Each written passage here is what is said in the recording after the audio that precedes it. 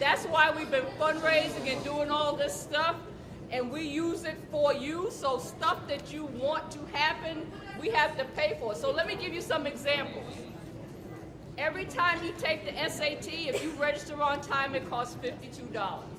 Multiply that by how many of you have never paid, okay? A lot of the other things that go on that are outside of academics that we don't get state money for, we have to pay for.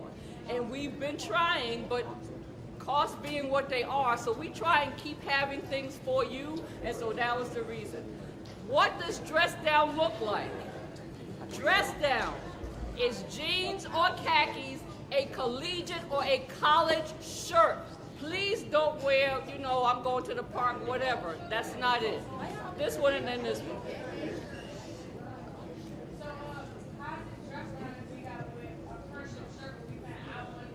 So you're not wearing, let me say this. You can not pay your money and wear your tie and your shirt and your khakis and your dress shoes. Okay? And let me answer that question a better way. The reason there are guidelines for dress down is because when Kathy Prokop dresses down, it looks a lot different from when y'all dress down. Okay? So let me say what that is. You know it, right? Okay, so let me help you. Let me help you. You tend, when you are dressed down, to express your own personal style and opinions, right? Which are fine when you're not here. Often, your style and opinions don't line up with our school's mission and vision. So that's why we put guidelines around what dress down looks like. Does that help? You need me to get more? Okay, perfect. That was good. I'm sorry? It's just a fry.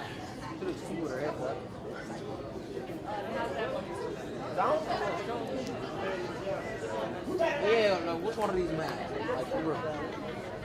Which one of them? Hey, which armrest y'all? Is the right one or the left one? Is the right one?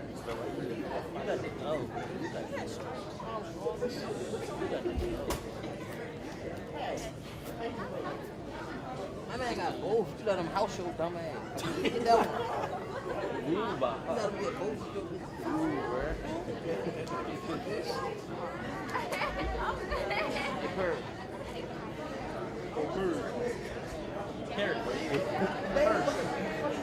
What's armrest you? I got one.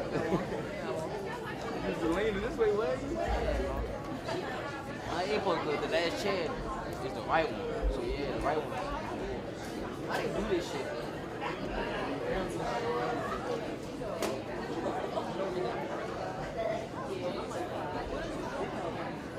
So they both had their arms around each other. I'm like, who's on our man? What the fuck is y'all doing?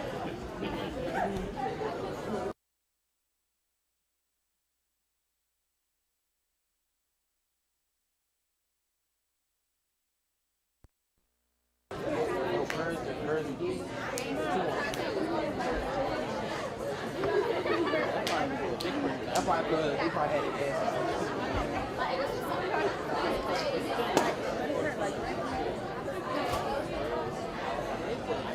Oh, you just take your way. This one of them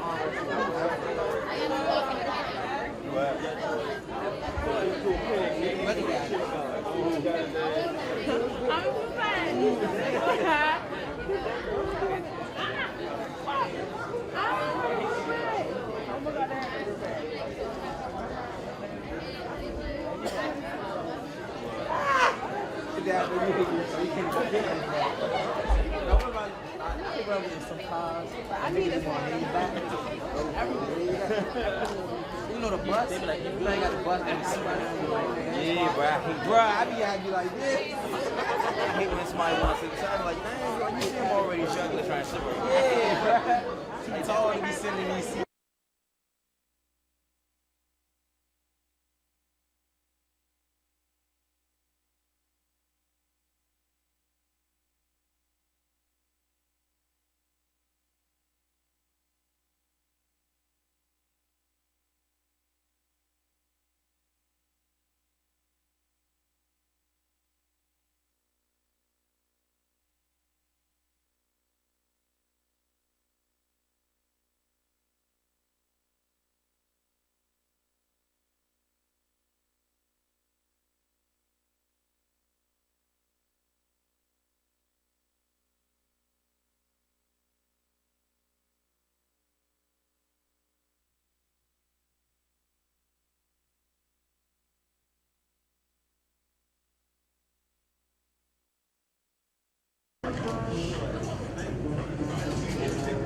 They starting down at the bottom here?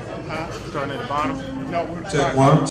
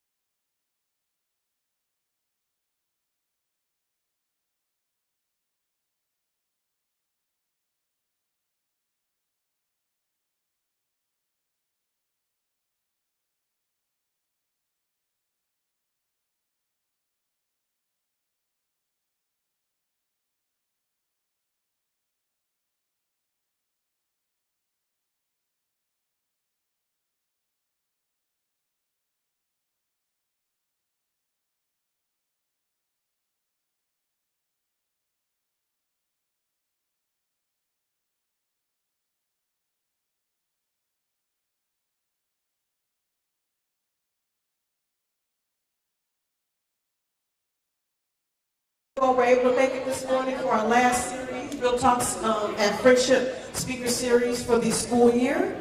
And we want to go ahead and introduce you to, before we go ahead and introduce you to our last speaker of the year. My name is Simone Green. I'm the Vincent Program Manager here at Friendship Public Charter School. And we are so excited that we are able to continue this series throughout the school year, and hope that you all have taken all that you have received since the very beginning. Give yourselves a hand. Our speaker today is Mr. Jeff Johnson. He is an award-winning journalist, communication specialist, and thought leader. Currently, Mr. Johnson is a partner, is a partner and chief of strategy for the Baltimore-based branding firm Illume Communication. In this role, he provides strategic insight and messaging consulting to clients in the private, public, and nonprofit sectors. I know Mr. Johnson for all the advocacy work and community activist work here in the DMV area, specifically in the Baltimore region. As you know, that was what things that were going on in the Baltimore area with the protests and demonstrations that we've known about last week. He was integrally involved in that, and he has put a positive role. He has been a positive role model for the youth there in Baltimore. So give him a hand. And we're going to look forward to hearing from him a little bit more about that and how a way that you all will can relate to that, and how you all can get involved in that from the long term. Mr. Johnson works with clients to develop strategies, solutions, and content that merge effective tradition with innovative technology for the purpose of creative, positive, transformative change and market impact. He is a founder and CEO of Elite Voice Speakers, and which is a premier bureau. He founded with journalist Mark Lamont Hill. He recently sat with President Barack Obama for BET News and is currently working with the networks as co-chair for the BET's HIS initiative, designed to address men, health, image, and service. He has formerly served as the National Director of Youth for the Youth and College Division for the NAACP and held an appointment for Russell Simmons, Vice President of his Hip Hop Summit Action Network. He currently provides regular content on theroot.com and is nationally syndicated Ricky Smiley's morning show. Most recently, Jeff worked with Steve Harvey on his New York Times bestseller, Act Like a Success, Think Like a Success. Jeff has committed much of his personal and professional life to the development of young people and continues to support youth leadership all over the country. He serves on several boards on the Morehouse Research Institute, Cleveland State University of Urban Affairs, and Historic Lincoln Theater in Columbus, Ohio. He is an honored husband of Jacqueline, the proud father of Miles, Madison, and Malcolm. Ladies and gentlemen, Mr. Jeff Johnson.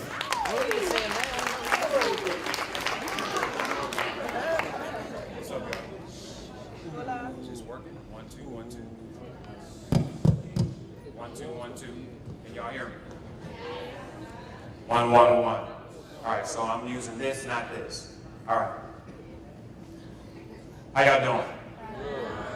One more time. How are y'all? Good. So I want us to be able to have a discussion as opposed to me just lecturing at you all. How many of you all want to get paid? How many of you all know how you want to do it? My man right here in the bow tie, stand up. What's your name? Jamal. Jamal. How do you want to get paid? I want to get paid through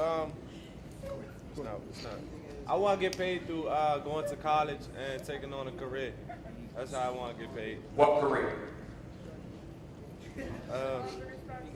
As a police officer. As a police officer? No, as a politician. As a politician? Yeah. So you won't make no money? No, I want to make money. Politicians don't make no money.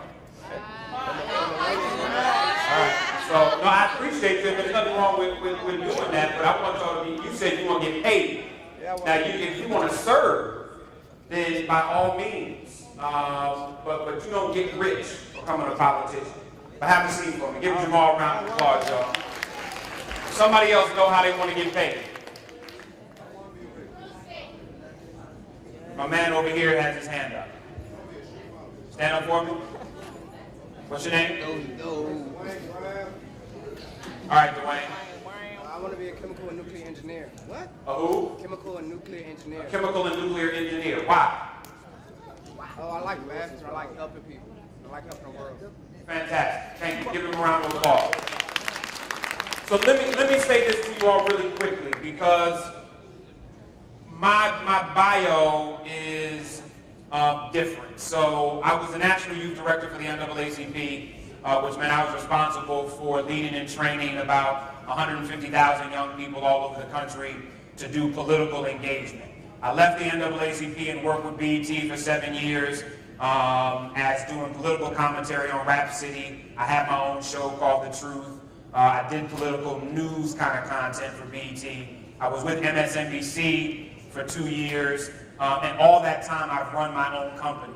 So I've owned 2 to 3 of my own companies, primarily in politics and communications, and do everything from advising politicians to working with folks like Steve Harvey, to working with other celebrities on some of their nonprofit initiatives, to helping people figure out how to engage all over the world.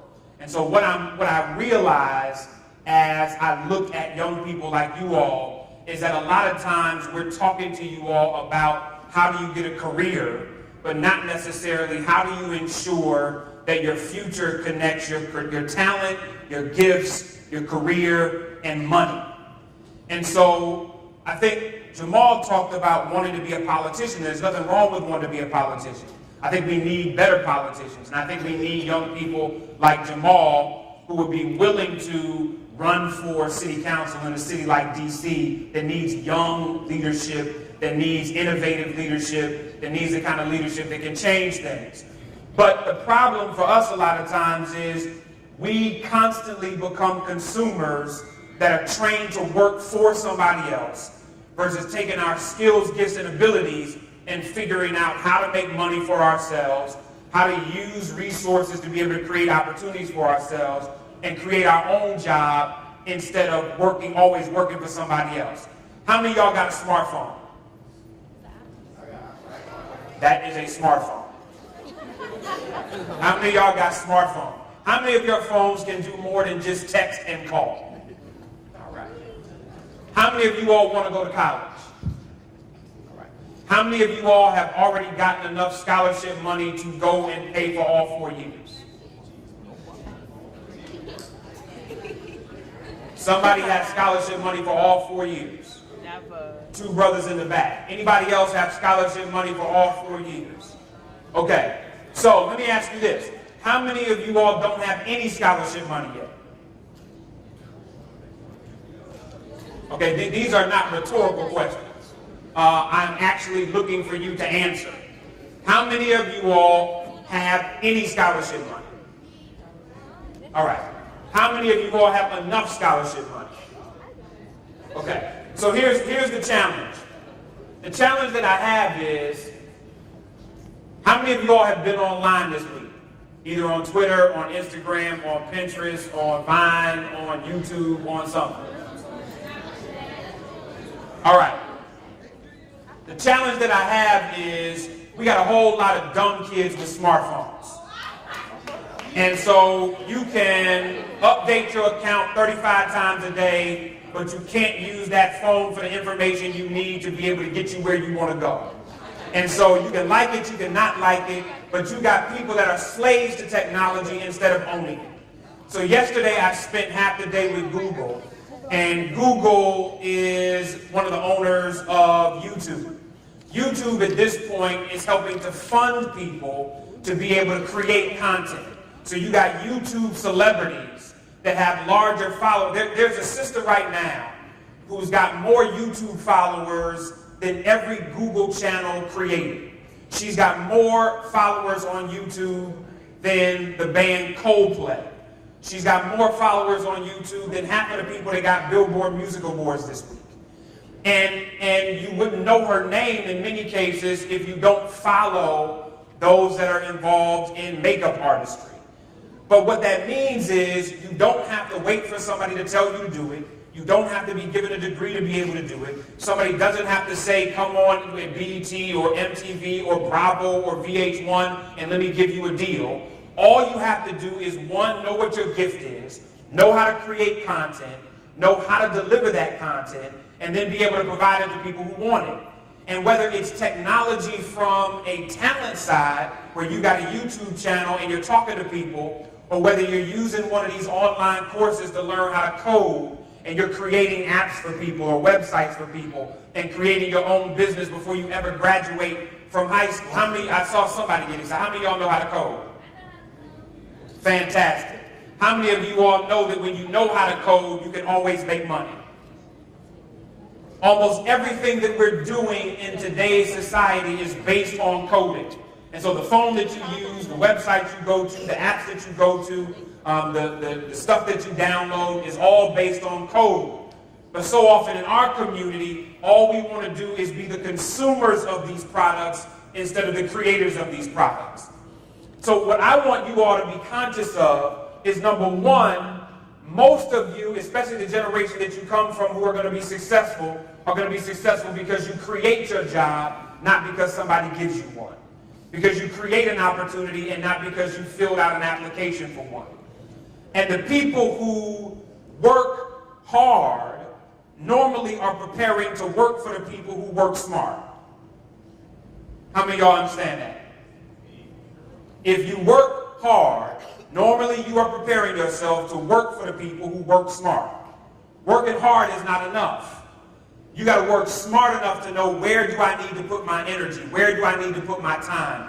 Who do I need to hang out with? What are the resources that are available to me? How do I use those resources to go to the next level? What are the schools that don't just sound good on my resume, but the schools that will actually prepare me to do what I want to do? Because you got folks right now that graduated from Harvard and are working at the mall.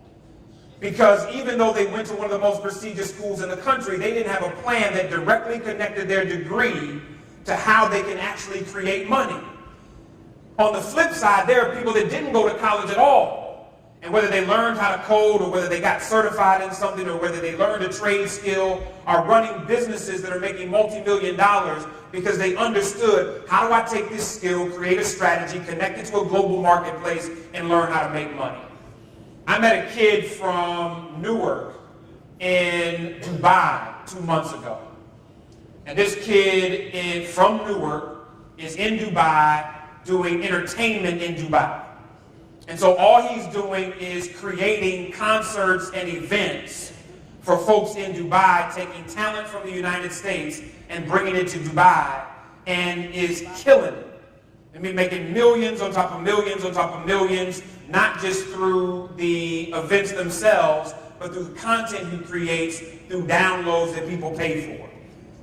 And he started doing this in high school because one of his boys had graduated, moved to Dubai with his parents, started doing some work. He was like, man, are they doing concerts there? He said, I have a contact that can help get artists. Went to Dubai with his friend to stay, and then started this business. And so there are all kinds of opportunities that are out there for you all if you can create a vision that says, one, I don't have to wait till I graduate from high school. I don't have to wait until I get a degree from college. I don't have to wait for somebody else to tell me to be able to do it. All I have to do is know what my gift is, know what the opportunity is, begin to create space, master what it is that you want to do, move yourself in a position to learn from people who are already doing it, copy what people are doing, who are making it work, and learn from the people who didn't make it work, and then create your own space. Because I'll be clear with y'all, I don't care if y'all like what I have to say. Like, not even a little bit. I know that there are about 10% of y'all that are serious about being able to go to the next level and about taking opportunities that other people won't take advantage of and go to the next level to create them. Almost every single person from our community that I've seen be successful was successful because they realized, I got to do more than what everybody else is doing. I got to move in ways that other people aren't moving. I have to create relationships with people that other people won't create relationships with. And I got to work when other people are chilling. And if you're willing to do that, then I'm telling you that there are opportunities that will open themselves to you in ways that they will not for other people. And so for the last 3 months, I've been in 4 continents. And in those 4 continents, I've worked with different kind of clients. So in Dubai, I've worked with a pharmaceutical company that is trying to just figure out how they do diversity in the Middle East. And so in the Middle East, you're not necessarily dealing with black, white, Asian, Latino. But in the Middle East, you're dealing with folks from different countries that speak over 10 to 15 different languages, that have different religions and different cultures, and they're all figuring out, how do they build this business where they're going into the Emirates and into Morocco and into Iraq and into Iran and into Pakistan and into other parts of the Middle East to be able to make this company work.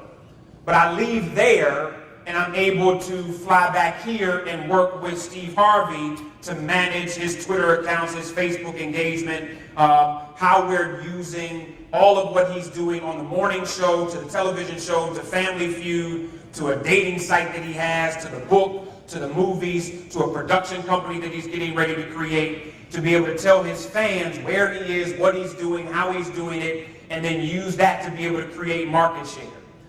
Steve Harvey's got an amazing story, not just because of the work that he's doing, but every single thing he's attached himself to, he's increased his numbers. And so how many of y'all watch or even YouTube or even seen a clip of Family Feud? Right? So when Steve Harvey first came on Family Feud, the average viewership was 1.5 million viewers.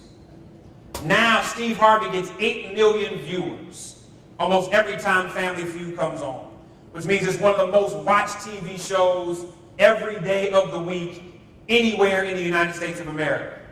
Now the beauty of that, and why I bring Steve up, is because so many people try to change who they are in order to increase their market share, increase their revenue, increase their opportunity.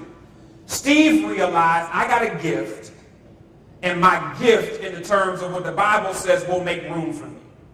And he believes that fundamentally because he's walked it out.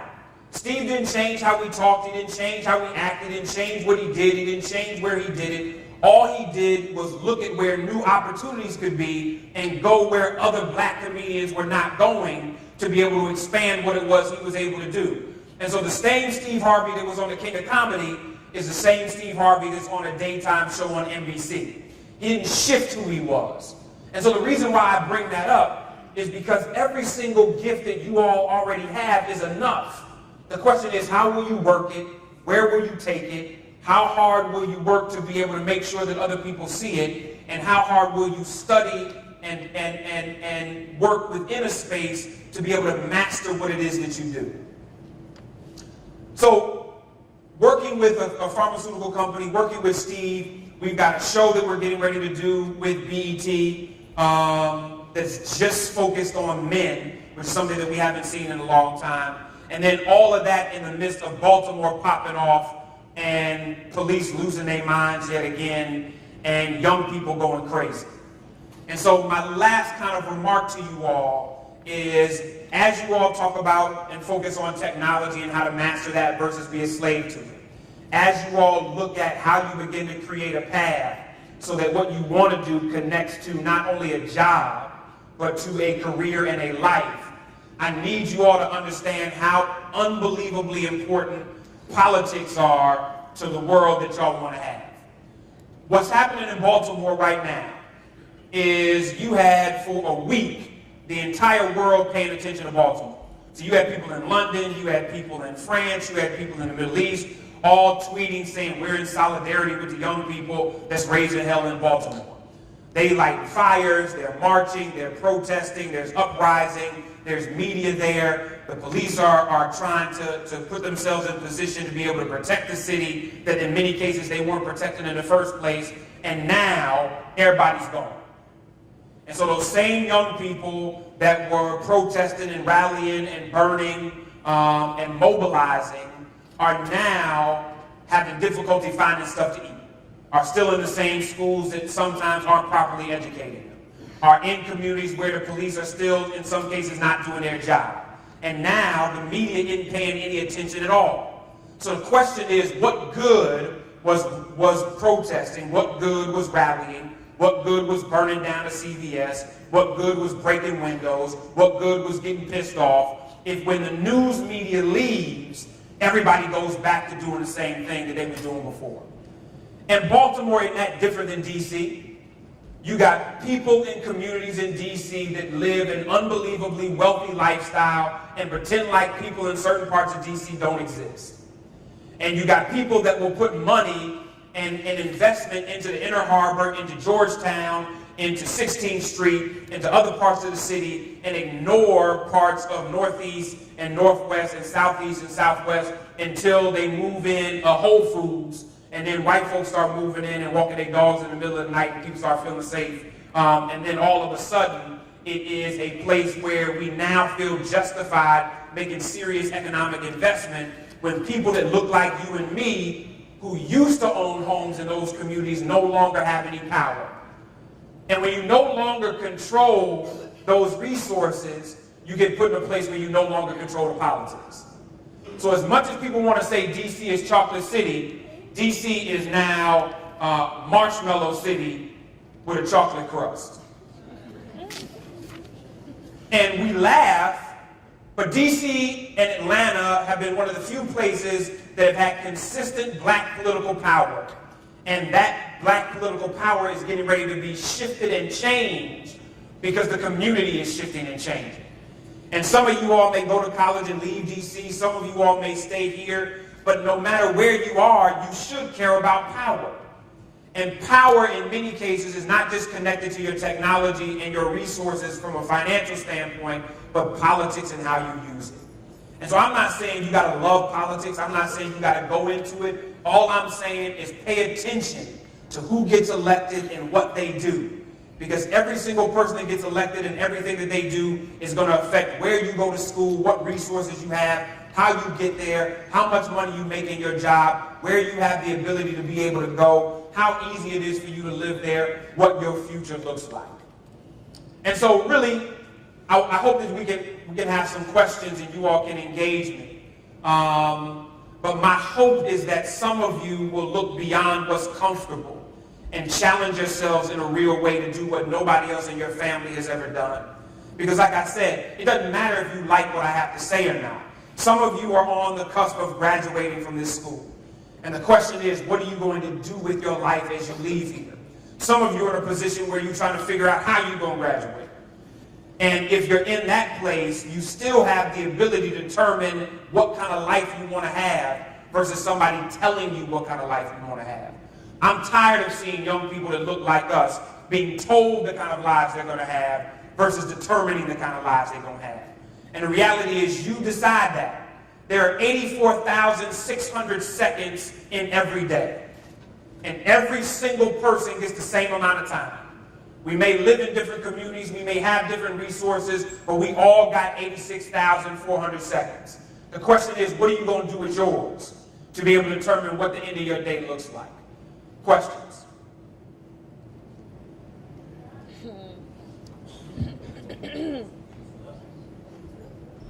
No questions. Yes, sir. Stand up for me, tell me your name so I can hear you.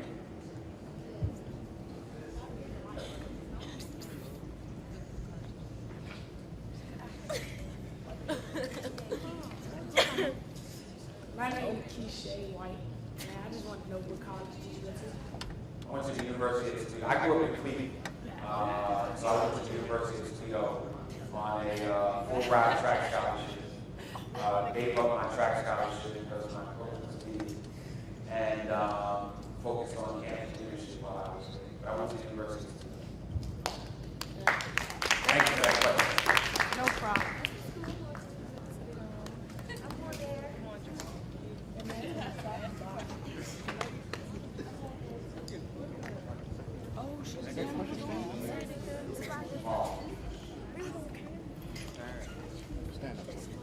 Good afternoon. I'm sorry, good morning. What made you take on the career path that you taking on now? I mean, I was just a pissed off college student.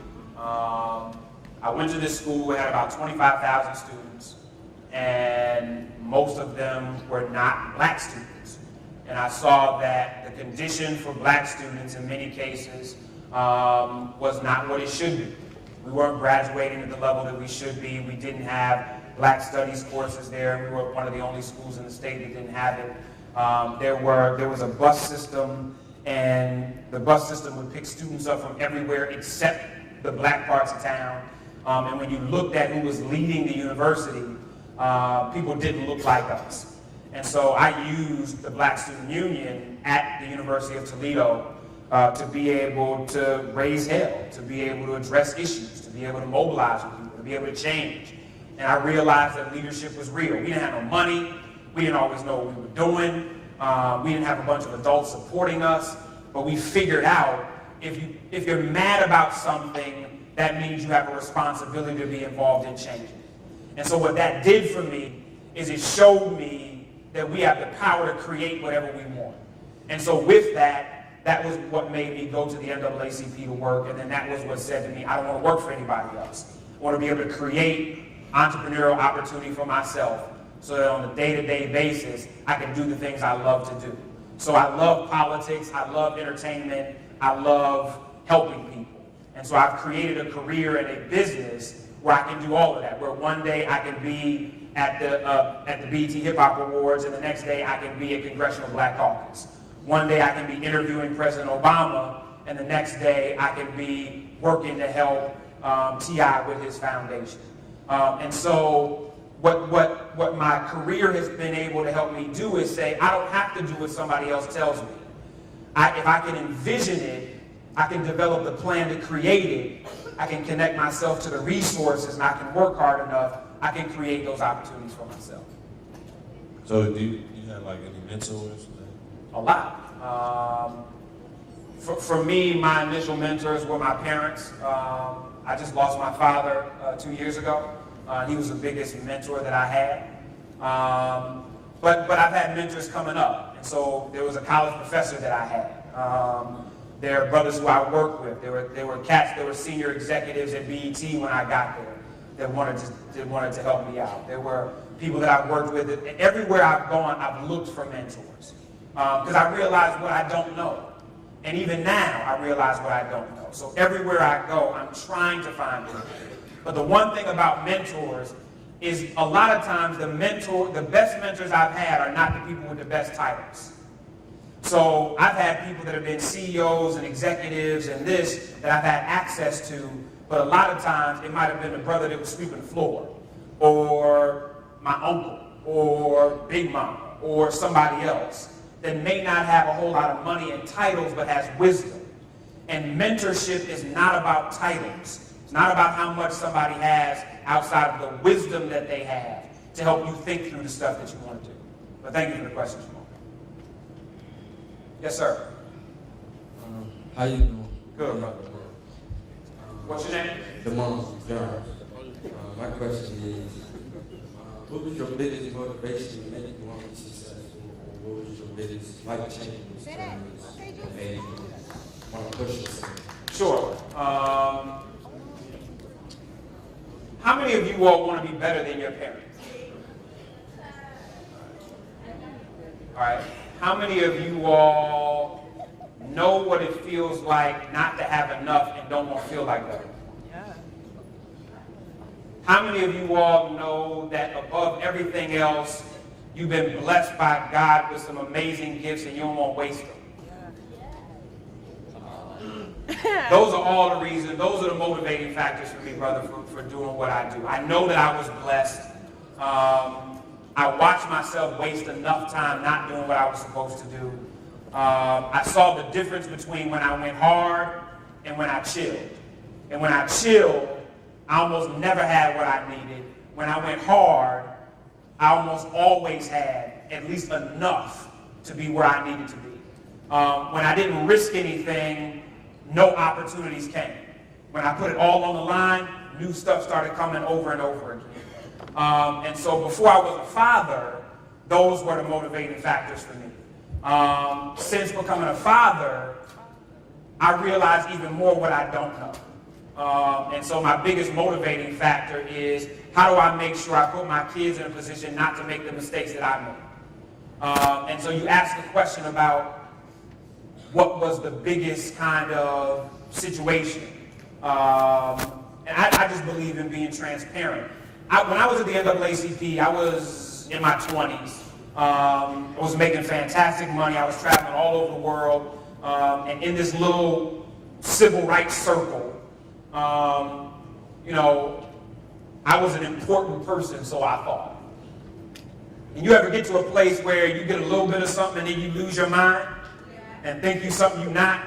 That's what I did. I got a little bit of something, thought I was something that I wasn't, lost my mind. I was married at the time, was cheating on my wife like crazy while I was supposed to be providing inspiration to people. wasn't being the kind of father that I needed to be, traveling all over the country, working with other young people and not spending the kind of time with my own family that I needed. And I lost it. I went through a divorce, I was separated from my kids, and I realized that no matter how good your work is, if your character doesn't match your work, then it don't mean nothing.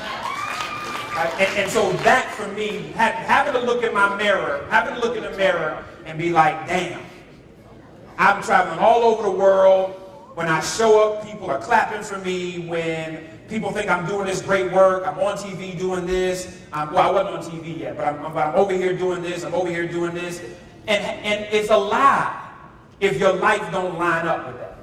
And so that was the biggest, most difficult, most insane thing that I ever had to deal with, was looking myself in the mirror and being like, Jeff, if you don't fix this, you're a fraud. And it doesn't matter who finds out about it. I know. And so going through that process and figuring out how do I become the man that God called me to be versus just operating in my gift. Because y'all know, how many of y'all know people, if you look at their social media, they lying. Like, Negroes be going places just to Instagram to say that they was there, that they're Instagram from the outside to pretend like they got in. And so people were doing that before social media. But what social media has allowed us to do is create personas that aren't real. And so what we have to do if we're ever going to be our best selves is understand that who we are when nobody is looking is a whole lot more important than how many followers we have on any social media. So thank you, brother, for that question.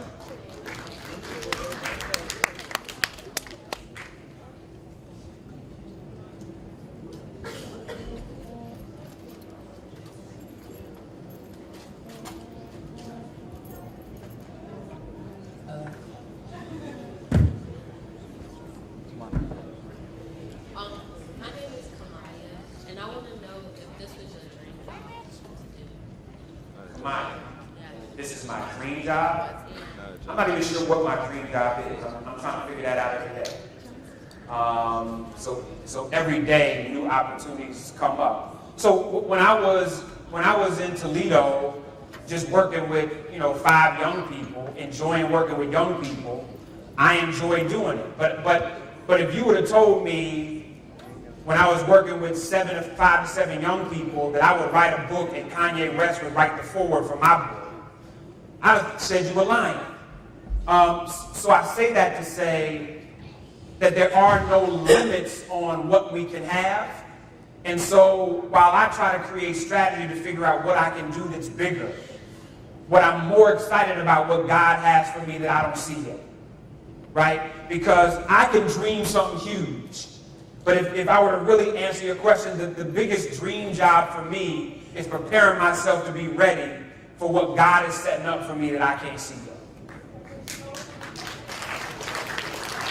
Hello? Oh, you want to use the mic?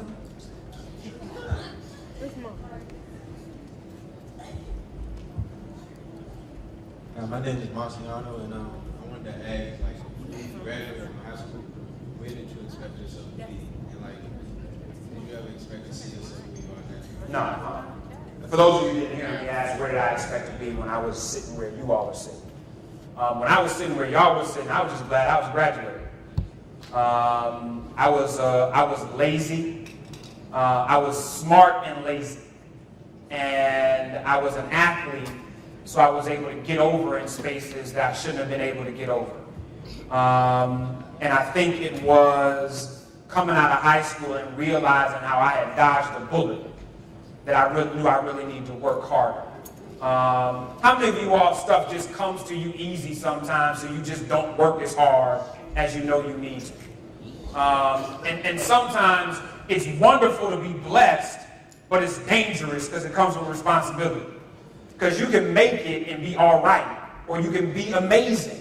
And sometimes we accept all right. And so when I was where you were, there was stuff I wanted. So if you would have asked me, if I looked at my little senior book, I would have said I wanted to be a senator, because I love politics even when I was young. So I would have said I wanted to be a senator. If you would have asked me then, though, what does it take for you to be able to become that, I wouldn't have been able to tell you. And that's why when I talk to y'all, it's like, look, it's one thing to say I want to be a doctor or a lawyer or an MC or a basketball player or whatever. But when you really think about what does it actually take for me to go to where I am right now, to where I say I want to be, am I really prepared to do all of that? And when I graduated from college, I don't think anybody had ever walked me through the process of helping me really be prepared to say, all right, Jeff, here's what I want to do. And even if it changed, right? Am I prepared to make that happen? And that's something that y'all really have to deal with yourselves on. Because how many of you all know that at the end of the day, while people will be there to help you, nobody can make happen for you what you don't make happen for yourself. It just don't happen. Ain't nobody gonna give you the life you want. You have to make it happen. And no matter where it is, you have to make it happen. And so your grind has to be real, but your grind has to translate into creating something that's bigger than a hustle. I get so tired of black people acting like the hustle is good. Right? The hustle is only supposed to be temporary. So the hustle is only supposed to take you to a place where you actually establish something. If you're 45 years old and you're still on the hustle, something is wrong. Because your hustle should have got you to a point where you created something stable enough that you ain't got to hustle no more. Now you just build. Because people who build ain't hustling. They build. People who hustle can't build because they're moving too much to be able to build. Y'all understand the difference? And we got to get to a point where we stop using language because it's just part of kind of this hip-hop culture that we use, but it's disconnected from the reality of what it says about who we are. So when you're on the grind, how many of you know what the grind is? A grind is when two things rub together so hard and so much that it wears down those two things from what it was they were originally supposed to be. So if you keep grinding, then you get to a point where everything that you're doing is rubbing away all of the stuff that you had. So the grind isn't supposed to be perpetual. It ain't supposed to last forever. Your grind is supposed to get you to a place where you work hard enough to be able to have something that now I'm building. Now I'm sustaining. I ain't just surviving. I ain't just making it. I'm winning. I'm thriving. I'm building. I'm creating. I'm not just working. I'm hiring people. Right? So if we as a people would get beyond survival mode and get to building mode, then we would be in a place where all this stuff that we're talking about wouldn't just be talk. You got a whole bunch of MCs that talk millionaire talk and got $100 game. Right? Because it's easier to talk about it than it is to actually build it. Anybody else? My name is DJ May, and I want to know how many times did you fail before you became successful? How many times did I fail before? I failed last week. I mean, seriously, if you are not doing something that challenges you enough for you to fail, then you're not doing anything worth doing. And so I constantly try to put myself in a space where I'm doing something that I don't know if I can make it happen. And that leads to a place sometimes where I fail. Sometimes I do well. Sometimes I get to where I wanted to. Sometimes I only get halfway. But failure is part of success. So there's nobody who has been successful that has not failed. No way. Anybody that tells you they never failed hadn't done anything worth trying. And anything they tell you they have isn't what they really want, because you cannot get to where it is that you want to be without failing at something. And then the challenge with that is people will stop and they will only achieve that which is easy so that they never have to worry about failure. That's not success. That's just making. You feel me?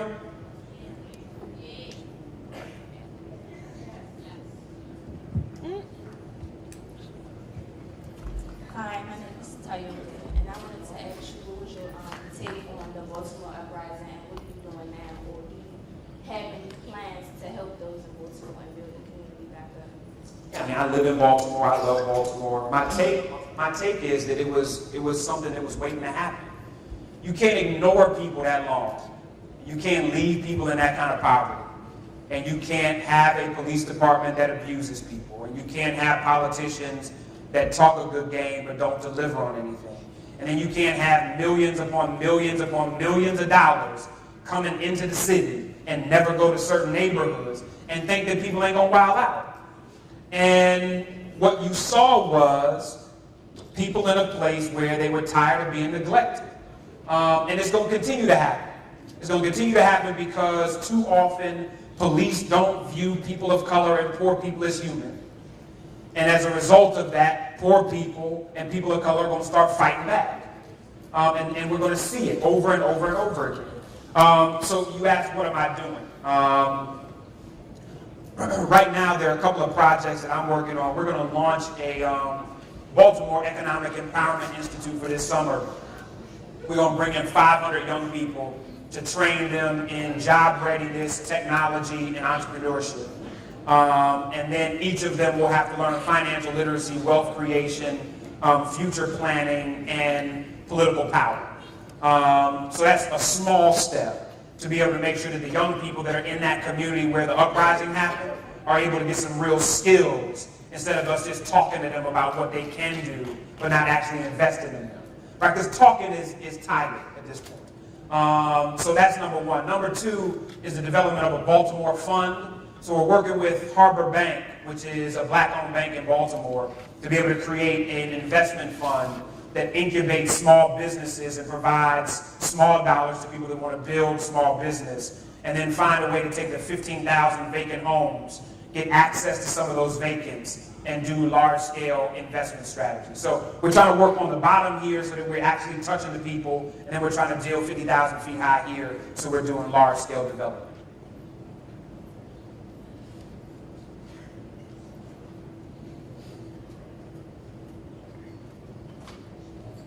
My man right here.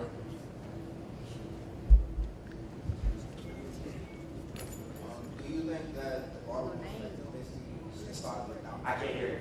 I said, do you feel that basically the Baltimore uprising is like a domino effect in other countries and are starting to riot because of poverty? Well, number one, there was no riot involved.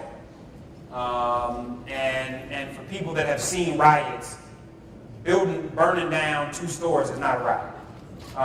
And breaking some windows is not a riot. It's uprising, it's violence, there was looting. But it's not a riot. And we got to be careful about some of the language that we use and what we repeat that we hear in the media. But to your question, Baltimore is part of really a train that's moving around the country. And again, anytime you have poor people, anytime you have abused people, anytime you have neglected people, and then you have oppressed people dealing with this kind of violence from the police, neglect from politicians, and disconnect from economic opportunity and education, you're going to have frustrations rise. And it's going to be a long summer. Because normally what happens in the summer is we see all of the upheaval from us killing each other. You're going to begin to see this summer more and more people videotaping police that are operating outside of what it is that they're supposed to do. And hopefully what you see is us beginning to uprise as much for when we kill each other as when we get killed by the police. Because I want to go hard on the police. And I want to make sure we hold them accountable. But I can't go hard on the police and then go weak on us. So I grew up in Cleveland. And some of y'all heard about Tamir Rice, right? The 12-year-old boy that got shot, which was just insane. The same week that Tamir Rice got shot, it was a quadruple homicide. This guy rolls up to a house, knocks on the door opens, he shoots a 9-year-old little girl, goes past her, shoots 2 people in the house, comes out the house, somebody pulled up in the car, he shoots a pregnant woman in the car, and then rolls out. Didn't nobody march about that. Didn't nobody talk about that. Didn't nobody try to turn him in. Didn't nobody help look for him. Nothing. So they wanted to raise hell and march and be activists around Tamir Rice and then do nothing around 5 people getting shot and 2 babies getting shot at in the community. And so until we are serious about making sure that life matters no matter who takes it, we're going to be hypocrites. And so what I hope is that there's a domino effect of us beginning to raise our own humanity so that we can challenge other people to treat us humane. So seriously, you're going to give up the mic? You don't want to stand up? My leg hurt. Your leg hurt? Please give her the mic back. I need your question. It's important. Sorry. And it's important for you to receive. So There it is. Thank you so much. Has there ever been anybody that put you down and said you couldn't do it? Right? Yeah. A lot of people. All day, every day. And I love that they're my Instagram followers so they can see me shine. And so, how many of y'all know you got haters just for no reason? Just for no reason at all. Like, I ain't even done nothing to you. Like, I actually been nice to you and you still hating on me. Here's the thing, sis. If you don't have haters, you ain't doing something right. Because at the end of the day, when you are going hard at being you, somebody is going to be angry that they're not going hard at being them. And do y'all know what the real definition of a hater is? A hater is somebody that hates you but really wants to be you. And instead of being willing to do what you're willing to do to be who you are, they would rather drag you down to be where they are. And so haters really just secretly admire you. And as opposed to even giving them any energy of getting mad, just keep letting them see you be excellent. And the more excellent you are, the less haters have any power over you. So I love my haters all day long. I send them flowers. I pray for them. I send them gifts. I say, thank you so much for hating on me. Because you just, I send them special Instagram messages and Vine videos just to my haters, just to keep hating on me. Because it gives me the fuel to be reminded that everybody ain't going to be your friend. And everybody's not going to like you. And everybody's not going to be there for you. And that is life. And as you can navigate that, you've got the ability to face anything head on and be able to overcome it. But see, thank you, sis. I appreciate you standing up and asking me that question. Thank you so much. You're welcome. What was your most challenging time? I think I answered that question. You did. But there are always challenging times, brother. There are always challenging times. And so, most recently, one of the most challenging times I had was watching my father deal with cancer. And my dad had 4-stage cancer for 7 years. And for the last 2 years of his life, he lived with my wife.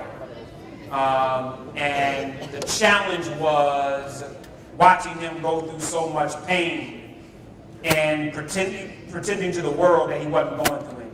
And so I really learned more about life watching my father fight death than I have anything else. And being able to be there for him in the end was not only one of the greatest challenges, but one of the greatest blessings that I've ever had. You got a question? I got the money. Yes, sir. Seeing that a lot of people, when they get fame and money, they usually don't give back to their community and come out and speak to a group of kids like you are doing today. So what made you come today and talk to a group of kids, a group of youth? I mean, one, you're right, and I think that a lot of times it's challenging because it's challenging, one, to find the time, it's two, challenging to find the resources, and I just believe in you all. Here's the thing. I was you, number one. Number two, I got 3 of y'all living in my house. And so when I think about who is hopefully the black man that will marry my daughter, and hopefully who is the black woman that would marry my sons, and I ain't mad at interracial dating or interracial relationships. If you love somebody, love them. I just love black people. I love being black, and I love having a black family. And my prayer is that my sons and daughters will meet somebody who understands who they are culturally as much as they understand who they are intellectually and spiritually. And so I do this, brother, because one of you all might be the dude that my daughter wants to date. One of you might be the girl that my sons fall in love with. And my concern is that we are not preparing our young people with honesty. Because y'all will have people come in here and give you a speech and tell y'all all y'all gonna make it. All y'all ain't gonna make it. And all y'all ain't gonna make it not because you can't. Because some of you will choose not to. Because all of you are gifted, all of you are talented, all of you are blessed, but some of you just lazy. And some of you will look your gift in the face and say, nah, I'd rather chill. And some of you will look blessings in the face and say, nah, I'd rather just get smoked out. And some of you will look opportunity in the face and say, nah, I'd rather just play another video game. And some of you will look at a college in the face and say, nah, you know what, I'm just going to stay on the block. And some of you will look a business opportunity in the face and say, nah, I ain't even trying to mess with them white people like that. And some of you will realize that your future is right here before you, but you'll choose to take the easier route. And so my goal, Jamal, is just to be honest with you all, and hopefully if one thing I say can provide you with some insight that you didn't have before, or one thing I can say can make you think about something in a way that you didn't think about before, then hopefully one of your parents or one of your teachers will feed that, because all of us are in this together. Young people are the sum total of the adults that invest in them. And my job is to just try to be one of the adults that invest in the next generation, so that when I get older, I'm not complaining about who you all didn't become, but I'm investing in who you can potentially become. Can we get my sis right here? Two more questions. My name is G. And my question is, was your dad your role model, and did he push you to strive? Because I lost my father as well. Like, was he your role model? Like, was that like your main role model?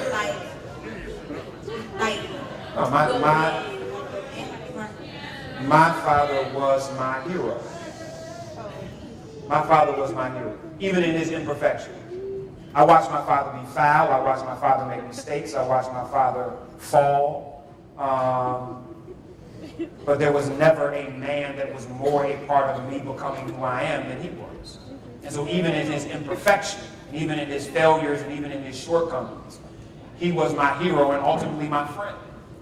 My dad was my man when he died. That was my dude. That was who I loved. There are times now I'll be going through an airport and I wish I could pick up the phone and call him, because something is happening in my life and he would be the person that I would want to talk to about. So even in death, there's an African proverb that says the ancestors are only gone when they're forgotten. And what many of us need to do is we need to remember those that have gone before us, because who they are, even in the mistakes that they made, allowed us to be where we are. And so it's just such an important thing. But thank you for the question, sis. I appreciate it. And one more question?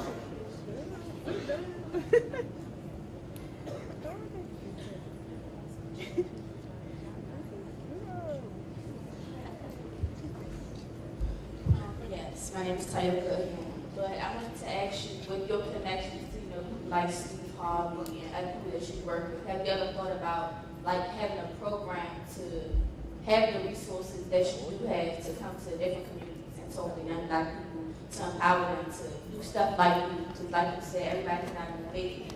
So would you use those connections to make a program to help? Do it now.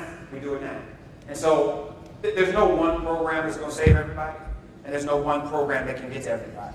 So my wife has an aunt, and that aunt is connected with Friendship, and she said, Jeff, I need you to come and speak to kids at Friendship. And I'm like, Friendship don't have enough money to pay me my fee to come and speak. I'm being honest. I don't, it's real talks. Real talk is, I get paid, and it's part of my job. And so no, I mean, it was like, look, I know they don't have enough money to pay me to come, but I will come anyway. And so that's one thing. But then there's another program that I work with United Negro College Fund, that goes around and prepares young people for colleges. There's another program that I might work with that does the same thing. There are local programs that are here in DC that are trying to do the same thing. And so sometimes it's about how do we make sure local people are getting to play. Because a lot of times we look for artists and entertainers and athletes to come in, but local people are there on the ground putting in work day in and day out who need to be supported and get resources. So part of what I do is how do we help raise money for local folks to be able to build capacity for them to do the work that they need to do. Then simultaneously, how do we help schools like the Friendship Network or Eagle Academy in New York or Urban Prep in Chicago and schools like that? How are we supporting independent schools and charter schools that have effective models to, one, become more effective, because some of them aren't at the capacity that they should be, to be able to make sure that educational opportunity is real for more kids. So that there's battles on every front. And folks like myself are working to try to do that. On the flip side, there are groups, something I think is really important. How many of you all have ever heard of a bank called Credit Suisse? Okay. And most of us would not hear of it because Credit Suisse is really just for ultra rich. If you don't have $5 million, you can't open an account at Credit Suisse. And so Shaq, last month, Shaq partnered with Credit Suisse to invite 40 black men to his house to talk about wealth creation. And these were guys that were huge real estate investors, fund managers, Silicon Valley folks, folks that are in venture capitalism, folks that are in media, folks that are in entertainment, and all black men who came together to try to answer the question that you just asked. What are ways that these black men can use their resources, their finances, their influences, their relationships to be able to target local projects to be able to support? So it is happening, even if we don't hear about it. And there are people that are doing real work, whether they're celebrities or not, to really try to make a difference. But we need everybody to play their role. So whether you're famous or not, y'all got more capacity to affect young people here than any celebrity that can come in and speak. Because a celebrity can come in and speak, hype you up, and they bounce. Y'all are here every day to provide leadership and example to your peers. And whether they follow it or not, your example is there. And so your power is greater than anybody that has 1 billion followers on Instagram. The question is, are you willing to use it? So thank you for that question, you all. Thank you so much for the time. I really appreciate the opportunity. Thank you so much. And congratulations to you all seniors who are graduating. Make sure you do something with that and go to the next level. God bless you. Again, let's give Mr. Johnson a hand. As I mentioned before, this is our last series for the school year. And again, we want to congratulate all the seniors. And those juniors, you will be back here next year. We will start again in January and February with our 16-17 speaker series. Thank you so much for your participation. And we have been blessed with the appearance of our founder and chairman, Mr. Donald Hintz. Give you a hand. He will come and say a few words to close out.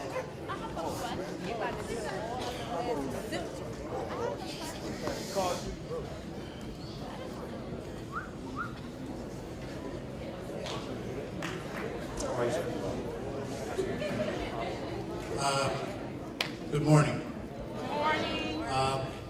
When we talked about trying to bring influential people to talk with you about their lives and how they have made it, we really were targeting people who had doubts within themselves and needed to see that the road to success is one that anyone can take. Those of you who are here, you have a fairly clear path if you actually take it to and through college. It doesn't matter if you're on the football team, or you're in the engineering academy, or you're in the health sciences academy. The clearest thing in the world is that you can make it. It's very clear. Did any of you see Eddie Golden when he came by campus a couple weeks ago? We never thought we would have one, did we? Now we got our own student in the NFL.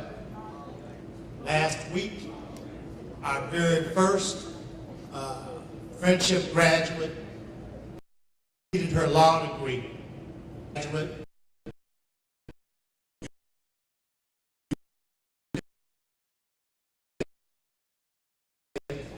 If you work hard and believe in yourself, there are no gifts think that that's the critical thing.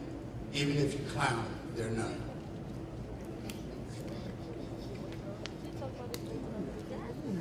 Thank you. Hope you appreciate the talks.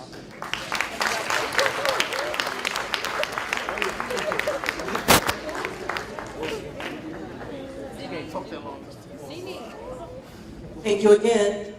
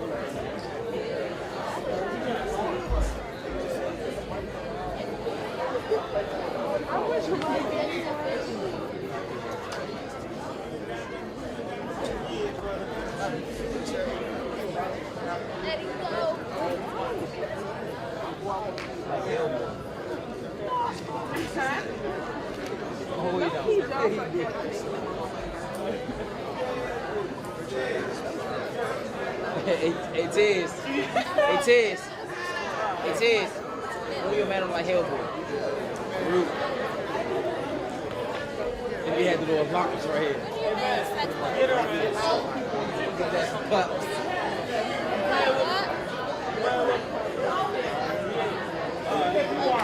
Farouk, they say like Hellboy. They say you like Hellboy.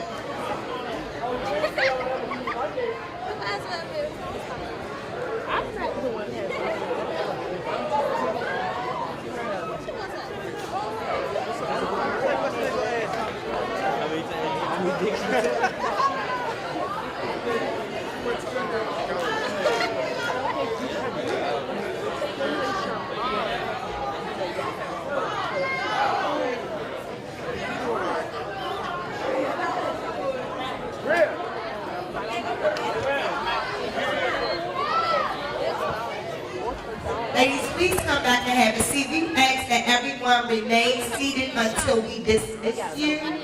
That everyone remain seated until we dismiss you.